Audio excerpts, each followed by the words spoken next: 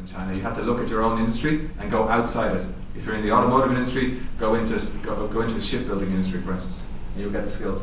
You have to consider hiring to hurt, even though your company may be very conservative and will say, no, we don't do that. You have no choice in China, and I think it's probably much the same in India. But the hiring standards, I think a lot of people, when they start doing things, they tend to lower the standards as their way of finding new candidates, and you cannot do that. My approach to this is that if a candidate has 80% of what you need, that's the right person, because in China, that's the person whose next logical position is the position that you are offering them. If they change in China for the same position, they're doing it for one reason and one reason only, and that's money. And as soon as they get the money, they will, rising expectations, they'll be looking for a higher salary, and they'll change again. So I'm very process oriented. I actually run the Toyota production system in my office. I actually run TPS. I have a Kanban system on the board. We manage everything, and I think it's one of the reasons why I've been relatively successful. And it's something that most people in companies in China are really not doing. It's only starting now, and there's a strong resistance to it, but you have to measure absolutely everything, because if you take your eye off the ball for a second, you've lost the game. There are a couple of things that you can do.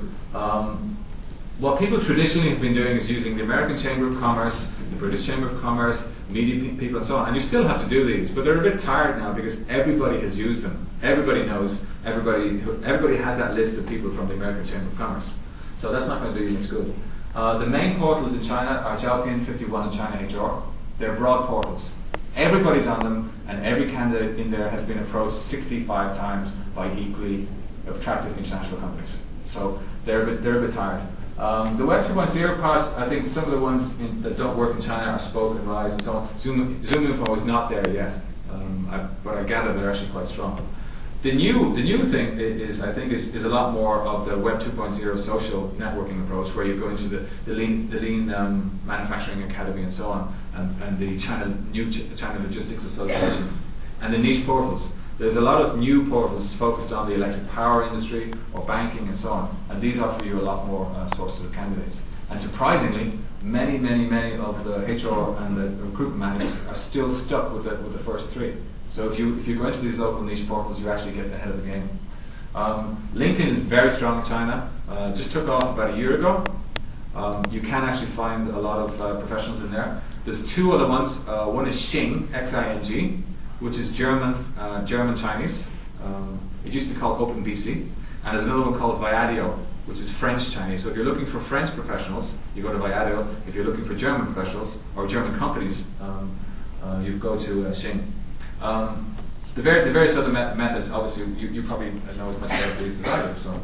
But the next level, I wasn't sure about this one until I heard Alan saying that so many companies actually don't have their own recruitment website. I thought this is basic. In China, it's actually not, but it's definitely it has to be the next step. A company website, because you can put an awful lot of information in there. And the main reason for me actually doing this for my own company was that if you've ever seen the job boards in China, they are complete chaos. You have little things going dun dun dun dun dun, and you have little things going dun, dun, like this, and flashing and so on. You can't do this. What you have to do is get them away from that onto your own site, so you can show them that you are actually a credible company. You can show them your hiring processes. You can show them your balance sheet. You can actually sell. This is a recruitment branding issue. You need to tech up a lot. In China, email is your grandmother's technology. The kids now spend most of the time doing this. So at some point in your process, you need to have SMS. The studies in this area show that candidates tend to believe that a company is more high-tech and more process-oriented and better when they get a fast response from the company that they're approaching for a job. It's not necessarily true, but that's what they believe. And the same is true in China. And in China specifically, they don't necessarily believe that email is a particularly good technology anymore. So you need to tech up and use the various new technologies. The newest one, this allows you to interview candidates pretty much spontaneously. You send them your link. That's if you look at the URL, I can just send them that URL. When they click on the URL, they go on the same page as me, I'm on the left, they're on the right. We do an interview. Very, very simple. It's just literally just launched. I've tested it out. Actually, it works quite well. In addition, TalkBox gives you something that you can use as a way of doing your recruitment branding and doing the approach. You can record a very quick video, the kind of classic one. Hi, my name is Frank Mulligan. I have a position that might be of interest to you. Could you, if you'd like to talk more about it, I can talk to you by video, or you can call me on my mobile phone. You can record it and send the whole thing by email, which is definitely the way forward. LinkedIn, as I said, is very, very strong. How many people are on LinkedIn? I tried this recently with a Rotary Club. But you have to be over 40 to be in the Rotary Club. So I think that this is, you've got to be connected, and you've got to be integrated as well, though. In China, how many people have over 2 million connections on yeah, kind of the people I expected. Okay.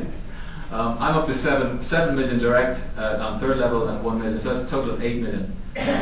It just switched to 7, that's why I put it in.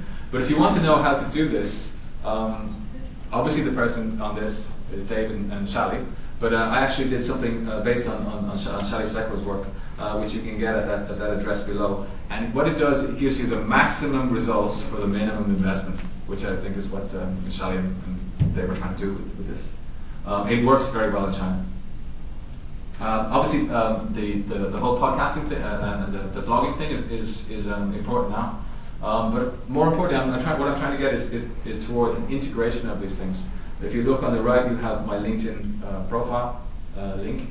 You also have subscriptions and so on, and it's all connected together. And if you look at the bookmark, you can pop it onto Dig, and you can get a dynamism which you need to get that additional candidate. And it's not that common in China yet for a lot of this, so it definitely keeps you ahead of the game. The next step, I think, also is video. This is one. There's a couple of these. It's not an area that I have any great expertise on, but this is Career TV, where people will talk to each other through the Career TV about companies and so on. So instead of talking to each other through wet feed, they're actually producing videos and talking about their experiences. And they have introductions to companies and company employer videos and so on. And I think this is the next step. In China, everybody's on the net right now. All the professionals that you need are on the net, so they're there if you want them, if you want to get at them. So I've actually taken this a bit further myself, and I'm actually now a host on an online TV station. This is a TV station that does, it's a broad business TV station that does industries, automotive, telecom, advertising, and then the functional, like finance and HR, and I'm doing the HR. So it's a way for I think for a lot of HR people to get ahead, and this is something that the HR people in China are absolutely not doing. So it will get you ahead to get yourself out there. And I think a lot of candidates respect this because people are very, very brand conscious in China.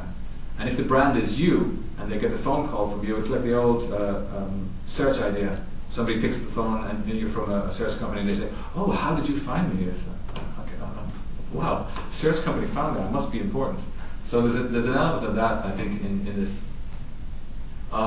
Something that I've introduced last year is this idea of work samples. And I think Charles Handler probably would be able to talk a lot more authoritatively about this. But I find it's a very strong way of getting people with a predictive result. And I introduced it last year. Very few people actually use this, so again, it gets you ahead. Kevin earlier on had something about competition, so I'll leave this part out. He actually gives you specific examples of competitions. But it seems to me